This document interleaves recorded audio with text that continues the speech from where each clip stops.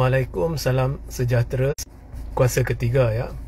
So jika ada gangguan jangan ke mana-mana ya. Kita sambung selepas gangguan. Jika ada audio jelas boleh tolong maklumkan kepada saya. Share ramai-ramai dan sertai Telegram saya Regi J.C. Ritaudin. Baik, ada pihak yang telah bertanya kepada saya dari sudut undang-undang berkenaan dengan kejadian yang berlaku di McDonald's seperti mana yang dilaporkan di media. So saya tidak ingin berlagak seperti terlalu pakar undang-undang. So saya beri pendapat saya lah. So media melaporkan bahawa terdapat satu kejadian di McDonald's yang tidak ingin saya namakan, di mana dalam kejadian tersebut didakwa ada seorang pelanggan telah dipanggil keluar oleh sekumpulan individu yang menurut pihak polis sudah ditahan, reman, dan kemudian ada berlaku intimidasi dari sudut dia bercakap dengan kata kesat terhadap pelanggan itu, dan kemudian kumpulan itu seorangnya mengambil helmet dan mengugut untuk pukul pelanggan itu. So anda boleh bacalah di media. So kumpulan yang didakwa atau individu yang berada dalam kumpulan yang didakwa telah memanggil keluar pelanggan itu dan mengugut pelanggan itu. Kumpulan itu didakwa sedang berada di sana dalam pergerakan nak boykot McDonald. So mungkin orang-orang itu memperjuangkan nak boykot McDonald. So jadi soalan yang saya ditanya adalah apakah dari sudut undang-undang keberadaan kumpulan itu di sana boleh atau tidak. So pertama sekali saya hendak sarankan jangan buat spekulasi, kerana selain daripada apa yang dilaporkan di media, kita tidak ada maklumat detail. Kita cuma tahu dilaporkan dalam media bahawa pelanggan itu mendakwa dia dipanggil keluar oleh satu kumpulan, dan kumpulan itu didakwa memperjuangkan boykot McDonald atau something like that. Dan kemudian didakwa oleh orang itu, pelanggan itu, bahawa mereka bercakap kesat dan ada seorang dia angkat helmet dan ugut untuk pukul, tapi tak jadilah pukul. Dan seterusnya apa yang dilaporkan ialah pihak polis telah menahan reman individu-individu terbabit dan hanya seorang yang mengaku mengugut pelanggan itu. Maknanya berlakulah ugutan.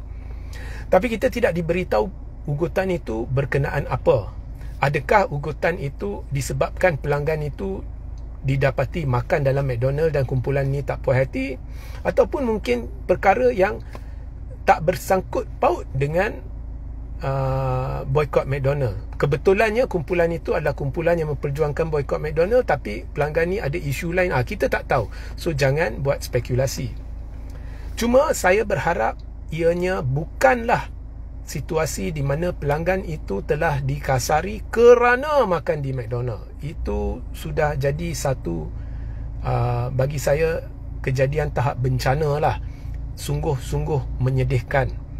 Dan saya ucapkan syabas tahniah kepada pihak PDRM kerana bertindak tegas dan cepat. Dan sebagai menjawab soalan pihak yang bertanya, adakah okey, kalau boleh ke kalau kumpulan itu berada di sana untuk memperjuangkan boykot McDonald? Okey, beginilah.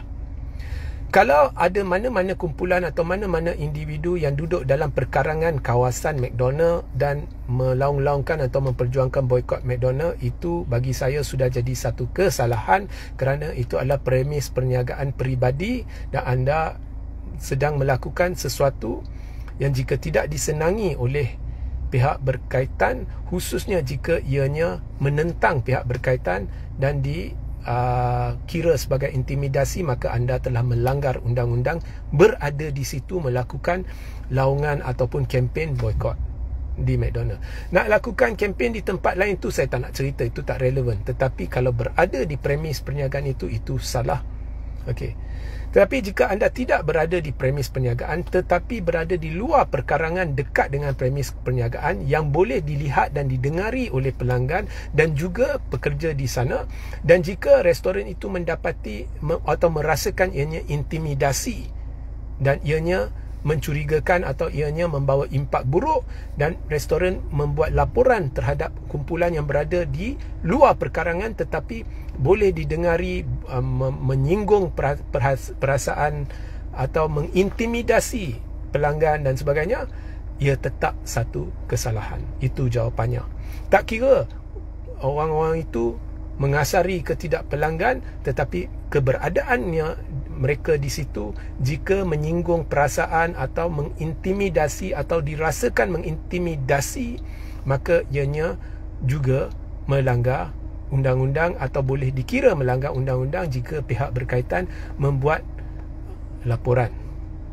Okay, so kalau anda nak boikot, itu hak anda, tetapi jangan melanggar undang-undang.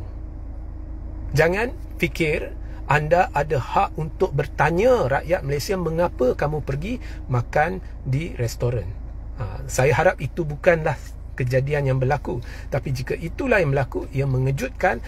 Anda tidak ada hak untuk bertanya dengan cara seolah-olah orang perlu beri anda jawapan. And just bukan hanya dalam isu boikot ni, mana-mana isu. Contohnya, anda melakukan satu kesalahan, memang benda yang anda lakukan salah, kemudian ada kumpulan yang bersifat seperti gangster, dia pergi kononnya nak perjuangkan satu isu, dia pergi tanya anda mengapa anda buat begitu. Itu sebenarnya bukan di bidang kuasa orang awam untuk berbuat demikian, mengambil undang-undang di tangan sendiri untuk bertanya kepada anda, dan anda tidak perlu menjawab. Sebaliknya, jika anda rasakan diri anda diintimidasi, walaupun anda melakukan kesalahan, contohnya anda memukul seekor kucing, ya, sampai kucing itu cedera, memang benda tu jijik, kemudian orang pergi tanya anda dengan cara memarahi, mengugut, dan seolah-olah anda wajib jawab. Sebenarnya anda tak wajib jawab, anda tak wajib dikasari. Jika ada orang tak puas hati, boleh buat laporan polis. Nobody boleh bertindak seperti gangster. Jika ada anda diintimidasi, jika ada anda diugut atau diperlakukan dengan apa jua cara yang tidak menyenangkan anda, terus buat laporan polis. Jika anda takut buat laporan polis, boleh beritahu saya akan bantu ikut anda ke balai untuk buat laporan. Okey? Di Malaysia ada undang-undang. Bukannya kita main undang-undang hutan. Okey. Nak perjuangkan satu isu, perjuangkanlah. Nak boikotlah, itu hak anda. Tetapi jangan fikir anda ada hak untuk mengajar orang lain apa yang mereka harus buat atau tidak buat. Itu bukan tanggungjawab anda. Ya, dengan cara berinteraksi secara terus, mengasari, mengugut, memarahi, tidak. Anda tidak ada hak berbuat demikian. Dan anda tidak ada hak berada, walaupun bukan dalam perkarangan mana-mana tempat yang premis perniagaan peribadi ke apa, walaupun dekat, tetapi jika ianya dikira mengintimidasi, anda tetap melakukan satu kesalahan. So itu sebagai menjawab soalan lah. So sehingga kita berjumpa di lain masa. Assalamualaikum, salam sejahtera, salam kuasa ketiga.